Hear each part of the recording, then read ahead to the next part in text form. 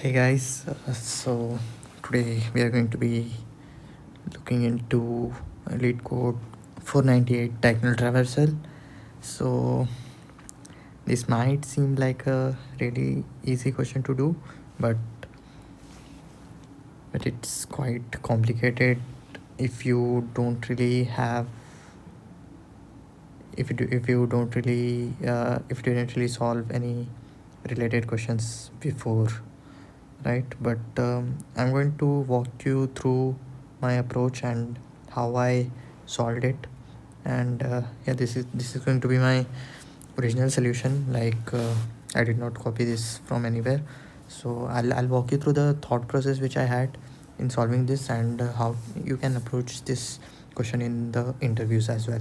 Okay, so no mugging, and no previous memories as such. We are going to start from the scratch, and we are going to build this solution. Okay, let's get started. So it's pretty straightforward. You just need to traverse through the diagonal. Okay, so we just need to travel through the diagonal. So here first we need to, for the first diagonal we can just traverse it like this, but for the second we have to come in this direction, then again we have to go in this direction, then again come in this direction. Okay, so the direction is going to be alternating, but yeah, we are initially we are not going to take that into consideration. And our first step our first step would be to just figure out the diagonals. Okay, we'll just figure out the diagonals. Then we can think about arranging those diagonals. Okay,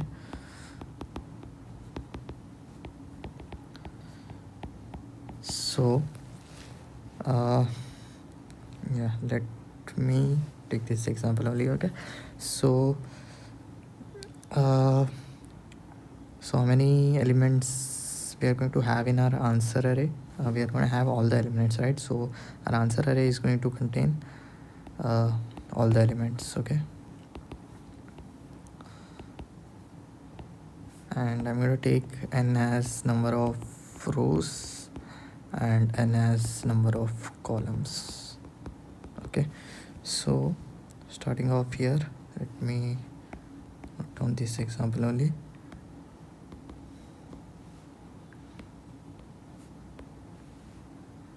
Okay, so this is 0 1 2 1 2. Okay, so let me write down how the I and j, of course we are going to need two pointers over here. Okay, to figure out any position in this matrix we are going to need two elements. So let me just quickly write it down how I and j are changing. Okay, so I'm not going to take into the direction at first. I'm just going to, my main goal would be to figure out the diagonals and how I would traverse through them. Okay, I'm just going to do that first. So let me write down for this element, for this diagonal, so I is 0 and j is 0. Okay, for second one we would have I as 1, j as 0, then we would have I as 0 and j as 1. So this completes our second diagonal. Then we can move to our next diagonal with I as 2, j as 0, I as 1, j as 1, and I as 0, j as 2. Okay, so we are just going to focus on the half part of the diagonal at first. Okay, then we can figure out for the, once we figure this out, I think we should be able to, we'll see what we can do for the other diagonals once we have this figured out. Okay, Okay, so my main focus would be to figure out this part first, then we are going to take care of the rest of the part. Okay. Okay, you can see here I starting from 0, here I starting from 1, I starting from 2. Okay, so we have our I linearly incrementing from 0 to n. Okay, I is moving from 0 to n, n minus 1. So and here along with this we can see our j for each I, for each I and j, we can see that I is decrementing. Okay, and a j is incrementing. So j is going to move from 0 to n minus 1, m minus 1. Okay, so j is decrementing, j is incrementing and I is decrementing. Okay, okay, so for each iteration our I is going to start from 0, and from there it is going to keep on decrementing, and our j is going to keep on incrementing. Okay, so this is the observation that we can come up with. So let me now look at how we can convert it into code. Okay, so my I, so I'm going to have each iterations over here. Okay, so this is going to be one iteration, this is going to be another iteration. So and you can see this iteration will depend upon the number of rows that we have. Okay, so 1, 2 and 3. So we are going to have corresponding iterations as number of rows. So firstly we need to have the loop for the iterations. Okay, let me take it as itr, and I'm going to start it from 0. I'm going to have iterations as n minus 1, so less than n, and I'm going to keep on incrementing itr. Okay, okay, okay, for each iteration we are going to have our I started at whatever iteration we are at. So we can set I with our iteration value itself. Okay, so we are going to have another for loop inside this. So this is for the iterations. Okay,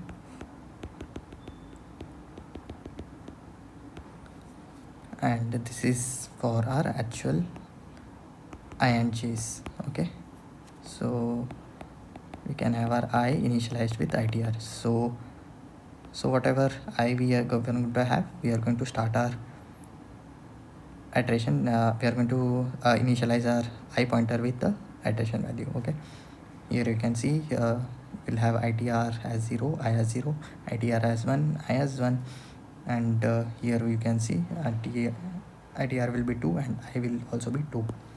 Okay, so we can have that. And j is going to start from 0 in every iteration, and it is going to just keep on incrementing. Okay, so you can observe here, right, it is going to start from 0 irrespective of the iteration, and it is going to move till our m. Okay, so I'm doing it initialize with 0. Okay, so here make sure that it is comma and not a semicolon, and here it is a semicolon. Okay, so so till what value can our I move? So we are going to decrement I, and the maximum value that we can have for our I is 0. Okay, so I should be greater than or equal to 0, and for j should be less than n. Okay, so we can observe it here. Okay, so if any of these condition fails, then we can just simply return out of the loop. Okay,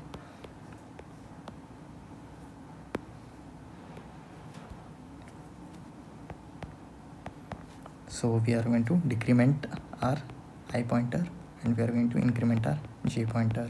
Okay, yeah, then we can simply, so with this, with the help of this for loop, we can iterate to our diagonals. Okay, so I'm moving in this direction, and again I'm moving in this direction. Okay, so you can try it out. You can just output your I and j's and you can see how you're moving. Okay, you can try it out, but this is not the final code. We are going to have a bit modifications in this, so I'm just going to keep it as it is for here. And coming to this part. Okay, let me use another color. Okay, let's use pink. So for this part, so now our iterations would start from the first column. Okay, and it can go till n. Okay, so we can see if you want to move in any direction over here, we can see we are starting at, we are always starting at the end row. Okay, so I is always going to start at n minus 1 and j is going to move with the iterator. Okay, so this is the first iteration, this is the second iteration. So in both the cases, I is going to start from n minus 1 and j value can have the iterator value itself. Okay, so similarly we are going to have iterations over here. Let me just quickly write down the code for this as well. So for itr equals to, so our iterations would start from the first row and it can move till j, that is m. Okay, then we can just increment the itr. Okay, so in the inner for loop we can have int I, it will be initialized with n minus 1. We can have j, which will be initialized with itr, and I should be, so we are going to decrement I, right? So it should be greater than or equal to 0 and j should be less than m. Okay, so j is I we are going to decrement and j we are going to increment over here as well. Okay, so I we are going to decrement, j we are going to increment. Okay, similarly you can just see out I and j over here as well and see that you are able to traverse through the diagonals. Okay, so what we have done here is we are successfully able to traverse to these diagonals. Okay, so I think from here it is pretty easy. So we can have a flag value. Okay, so initially we can set for flag as false, and whenever flag is true we can store this result in a temporary array. So whatever we are getting over here we can store in a temporary array, and whenever our flag is true then we can just reverse. Okay, reverse this array and put it into our answer. If our flag is false then we can just take the temporary array and simply we can put it into our answer. Okay, yeah, so that is the approach. So I'm quickly going to go through the actual code so it will be much more clear how we are going to do that in practice. Okay, so here I have the code which I'm going to quickly go through. So here you can see I have initialized a vector. We are going to return this, and here I have taken a flag value which is initialized with false. So whenever we have this false value, we are just going to put the elements as they are, and whenever this is true, then we are going to reverse the array, then we are going to put it into our answer. Okay, so here you can see this is our top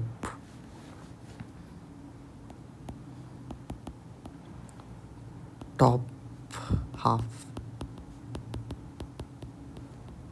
triangle. Okay, this iteration is for our top of triangle, and you can see here I have initialized I with whatever our iteration value is there, and j is going to start from 0, and it is really important that you put in the and operation over here. And yeah, I is going to be decremented, so we are going to make sure that it is greater than or equal to 0, and j we are going to increment, so we are just going to make sure it is always less than the number of columns that we are going to have. Okay, so yeah, so I have taken here a temporary vector, so and whatever values of I and j I'm going to iterate to, I'm just going to put it into temp.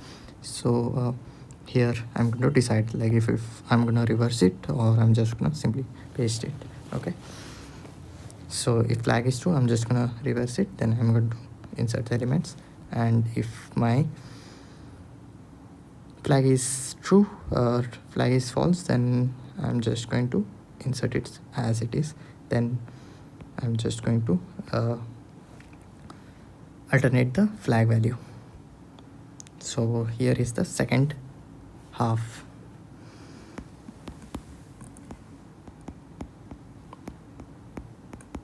So yeah, you can see we are going to start our I from n-1 and j from the first iteration. Okay, iterations we are going to have till our columns. Okay, so k is going to be less than m. Okay, so you can see k is going to be starting from 1 and it is going to be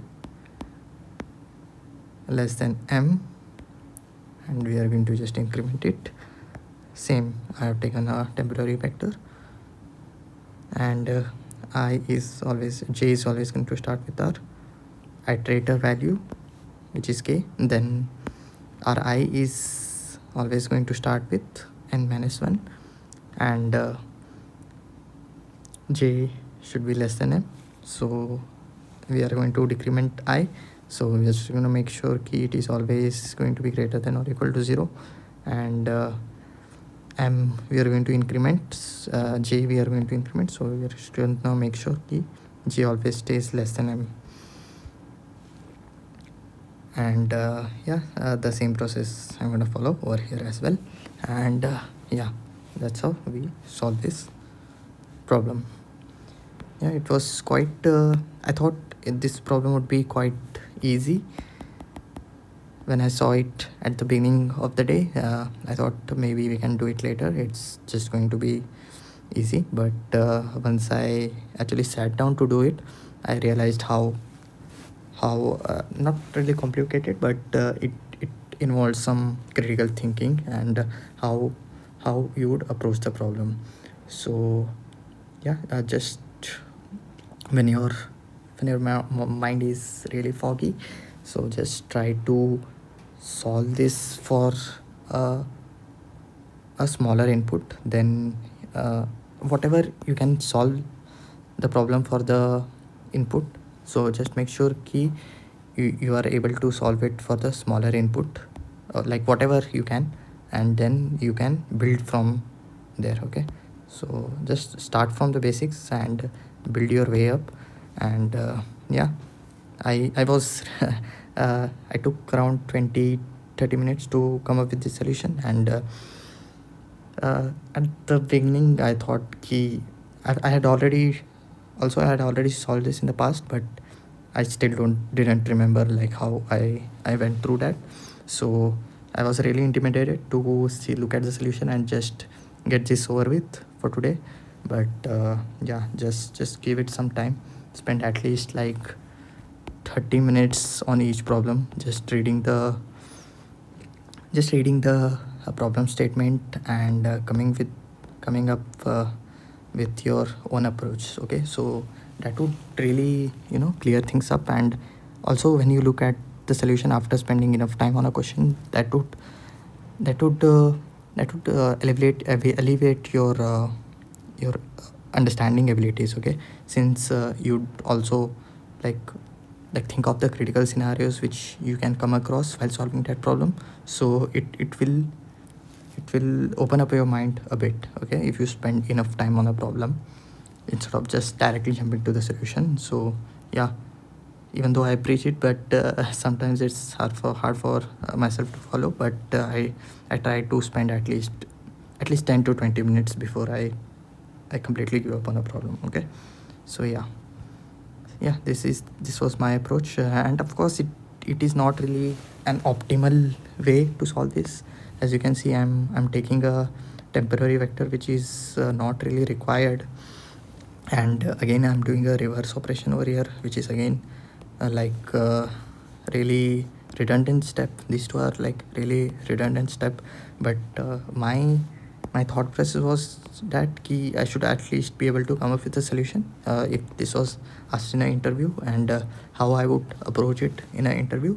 So that was the main part for me to figure this out on my own. So yeah, optimization, what I can think of was initially I told you, right?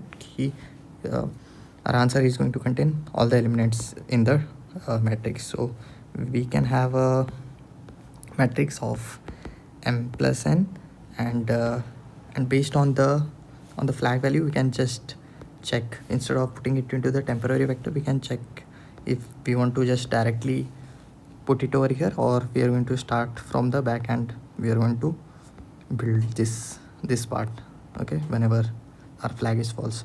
So that would again require a few pointers over here to keep track. My start, if I'm going to start from here or I'm going to start from here. It will involve a lot of calculations as well, like how many elements are going to be in one iteration.